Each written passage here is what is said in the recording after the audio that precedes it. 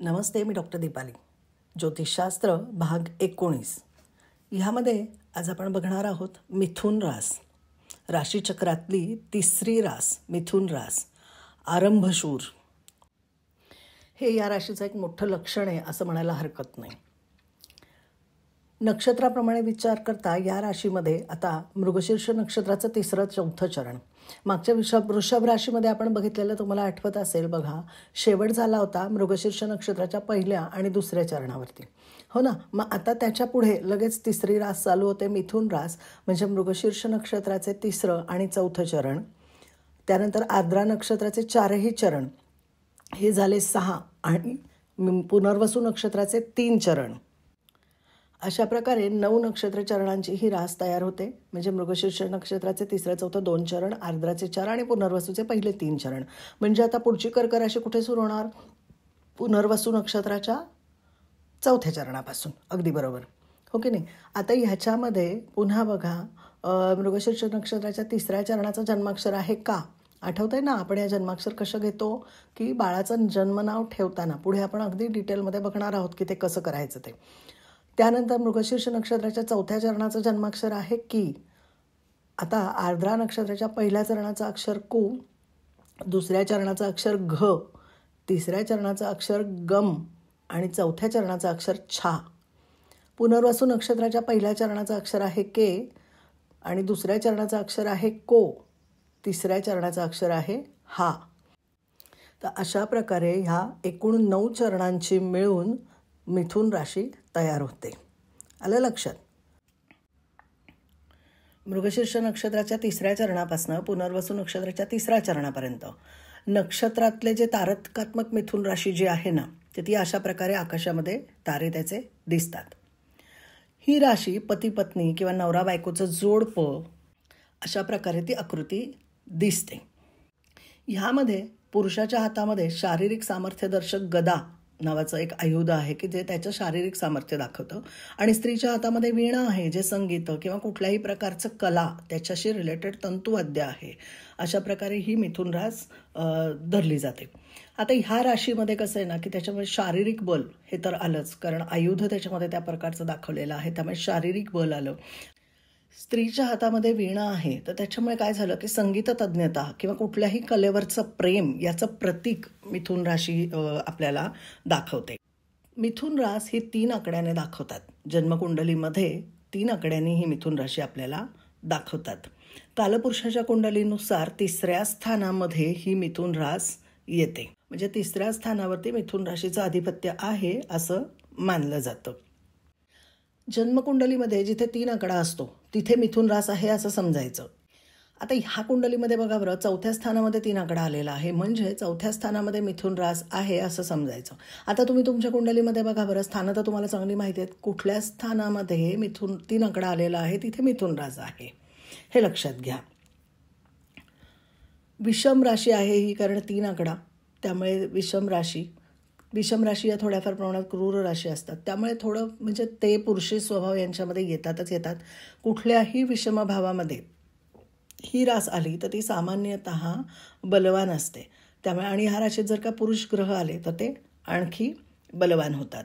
ही मानव राशी आहे, कारण इथे मनुष्याची आकृती आहे. त्यामुळे द्विपाद राशी, कारण माणसाला 2च पाय असतात. आपण बघितलं बघा, मेष राशीमध्ये मेंढा होता, मग 4 पाय म्हणून चतुष्पाद राशी. वृषभ राशीमध्ये पण बैल, वृषभ 4 पाय आणि म्हणून चतुष्पाद राशी. आणि इथे बघा मनुष्य आहे, मग 2च पाय म्हणून द्विपाद राशी असं म्हणतात. मग द्विपाद राशी जेव्हा लग्नामध्ये येतात किंवा लग्नस्थानात पहिल्या स्थानामध्ये येतात त्यावेळेला त्या बलवान होतात असं मानलं जातं. आता ही राशी जी आहे ना ती द्विस्वभाव राशी आहे. बघा, आपण पहिलं बघितली होती मेष रास, ती होती चर स्वभावाची. वृषभ रास बघितली स्थिर स्वभावाची. चर म्हणजे काय, सगळं चालणं फिरणं हिंडणं ह्या सगळ्याचा प्रचंड आवड असते.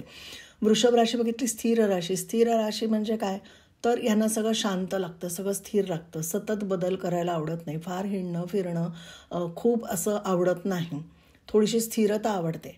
आता ही द्विस्वभाव राशी म्हणजे नेमकी काय, तर द्विस्वभाव राशीचा पहिला अर्धा भाग जो असतो तो जरा चर स्वभाव म्हणूयात, आणि पुढचा अर्धा भाग जो असतो तो स्थिर स्वभाव म्हणूयात. मग आता कुठल्या अर्ध्या भागामध्ये तुमचा जन्म झालाय, कुठल्या नक्षत्राच्या चरणामध्ये, याच्यावरती थोडाफार तो स्वभाव अवलंबून असतो. पुन्हा दुसरी रास आलीच, लग्न रास, या सगळ्याचाही विचार करावा लागतो, पण ह्याचा प्रभाव हा असतोच. आणि द्विस्वभाव राशी, त्याच्यामुळे होतं काय माहिती का, बोलण्यामध्ये आणि कृतीमध्ये ह्यांचा मेळ नसतो. म्हणजे हे फक्त मिथुन राशीच्या बाबतीत जास्त स्पष्टपणे जाणवतं. बाकी राशींच्या बाबतीत हे होत नाही, द्विस्वभाव राशींच्या बाबतीत, पण मिथुन राशीमध्ये हे खूप प्रचंड प्रमाणात जाणवतं की मिथुन राशी ही बोलण्यामध्ये एक आणि कृती एक, याच्यामध्ये दोन्हीमध्ये मेळ नसतो.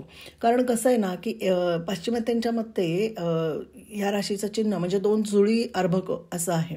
मग 2 जुळी अर्भक म्हणजे अप्रगल्भता आली. आणि त्याच्यामुळे माहिती आहे का की अप्रगल्भता म्हणजे काय म्हणूयात की तेवढी मॅच्युरिटी नसते त्यांच्यामध्ये, की बोलण्यात कृतीमध्ये दोन्हीमध्ये मेळ नसतो. धरसोड वृत्ती प्रचंड असते आणि आरंभशूरता. धरसोड वृत्ती म्हणजे एखादं काम घेतलं की ते पूर्ण करतीलच याची गॅरंटी अजिबात नसते. त्यामुळे मग ते सोडूनच द्यायचं, परत दुसरंच काहीतरी धरायचं, परत ते सोडून द्यायचं, परत तिसरं, हा स्वभाव खूप जास्त दिसतो. त्यानंतर आरंभशूरता म्हणजे पुन्हा तेच की एखादं काम हातात घेतलं की इतक्या म्हणजे ह्याच्याने घेतील की हां आता हे तडीला नेल्याशिवाय थांबणार नाही असं आपल्याला वाटतं, आणि नंतर मात्र ते पूर्ण बारगळलेलं असतं प्रकरण. त्याच्यामुळे मग ह्याला आरंभशूरता की म्हणजे सुरुवातीलाच फक्त शूरपणा असतो, नंतर काही नसतं. त्यानंतर कुठल्याही विषयाचं सखोल ज्ञान नसतं, कारण शेवटपर्यंत जाण्याची त्यांची ती प्रवृत्तीच नाही आहे, कारण बाल सुलभ गोष्टी यांच्यामध्ये खूप जास्त आहेत स्वभावामध्ये, आणि त्यामुळे सखोल ज्ञान कुठल्याच गोष्टीचं घेत नाहीत. वरवर हां केलं, पटापटा केलं, संपला विषय. त्यामुळे अर्धवट ज्ञान बरंच असतं. आणि मनामध्ये मांडे रचणे किंवा खयाली पुलावपकाना ह्या म्हणी तर ह्यांना प्रचंड लागू होतात, की जे काय असतं ना ह्यांचं प्रेझेंटेशन इतकं भारी असतं, इतकं भारी असतं की मी असं करणार, मी तसं करणार, किंवा एखाद्या गोष्टीचं प्रेझेंटेशन जर या लोकांना करायला दिलं तर म्हणजे मांडणी त्याची खूप सुंदर करतील, पण प्रत्यक्षामध्ये मात्र काहीही तसं घडताना दिसत नाही. पण एक असतं ना की तुम्ही मनामध्ये मांडे रचून पोट भरत नाही, किंवा दुसरं असं की खयाली पुलावपका के पेट नाही भरता, तर तीच या लोकांची परिस्थिती होते. फक्त मोठं मोठं बोलायचं, पण दुटप्पी वर्तन. बोलताना मात्र इतकं मोठं मोठं बोलतील की एखादा आहारी गेला तर तो 100% त्याचा विश्वासघात होतो, किंवा तो माणूस कुठंतरी तोंडावर पडणार, हे असं होतं. कारण ही लोकं त्यांचा दिलेला शब्द पाळतील याची गॅरंटी फार कमी असते. त्यामुळे दुटप्पी वर्तन, आत एक बाहेर एक असं म्हणायला सुद्धा हरकत नाही. या लोकांना ओळखणं फार अवघड असतं. सहजासहजी यांच्या मनात काय चाललं हे आपण ओळखू शकत नाही.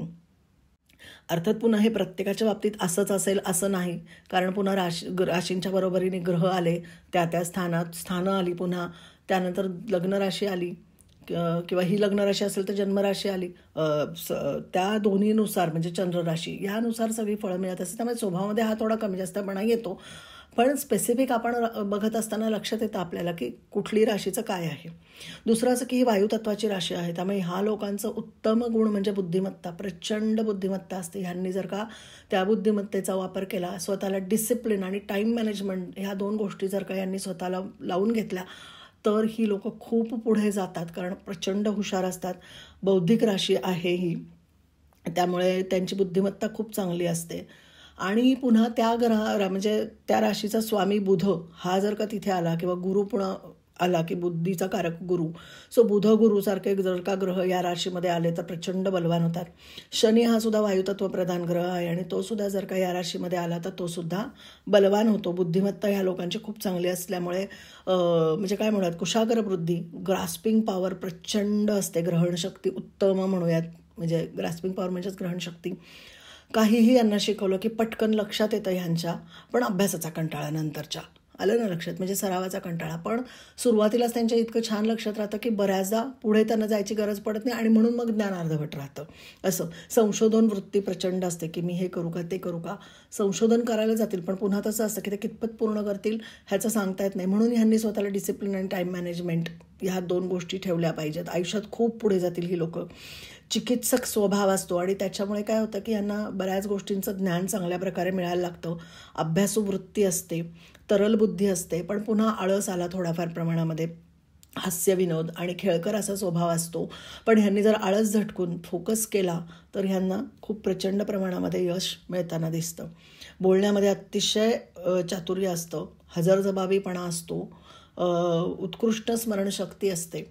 बोलताना समोरच्याला एखादी गोष्ट इतक्या मस्त पटवून देतील ना की समोरच्याचा विश्वास हा बसतो आणि यांची स्मरणशक्ती फार छान असते, त्यामुळे आपण कधी काय बोललो ना हे त्यांच्याबरोबर लक्षात राहतं.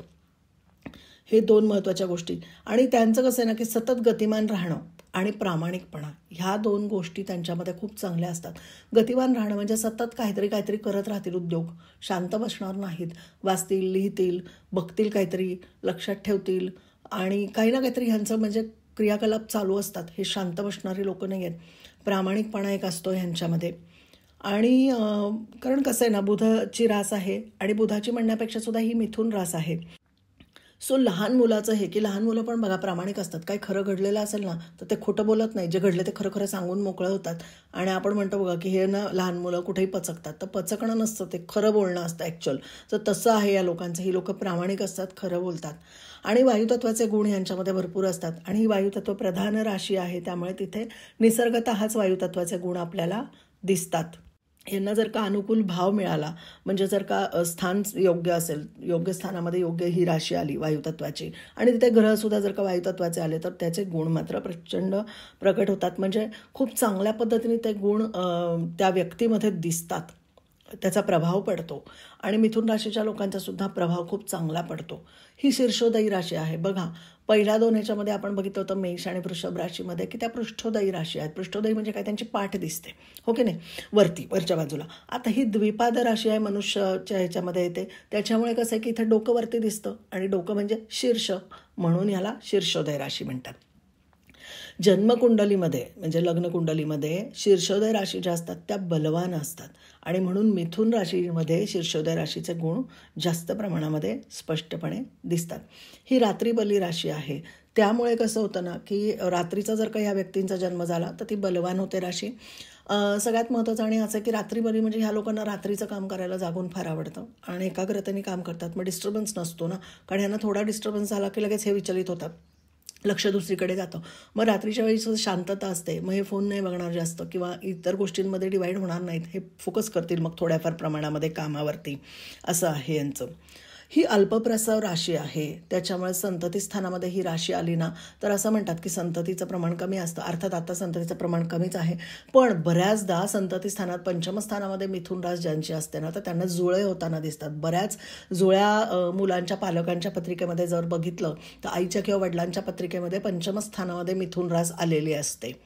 आता ही राशी ज्या भावामध्ये ती बलवान असते तिथे त्या भावाने दाखवलेल्या ज्या व्यक्तींची संख्या असते, आपण बघितलं बघा स्थानं बघताना प्रत्येक स्थानानुसार आपण व्यक्ती बघितल्यात, कुठल्या स्थानानुसार काका, मामा, मावशी, भावंड सगळं येतं, तर त्याप्रमाणे मग त्या व्यक्तींची संख्या त्याच्यावरनं ठरवता येते. ह्या राशीचा राशीस्वामी आहे बुध आणि घातवार आहे सोमवार. राशींची आणखी अशीच माहिती बघूयात पुन्हा पुढच्या भागामध्ये. थँक्यू.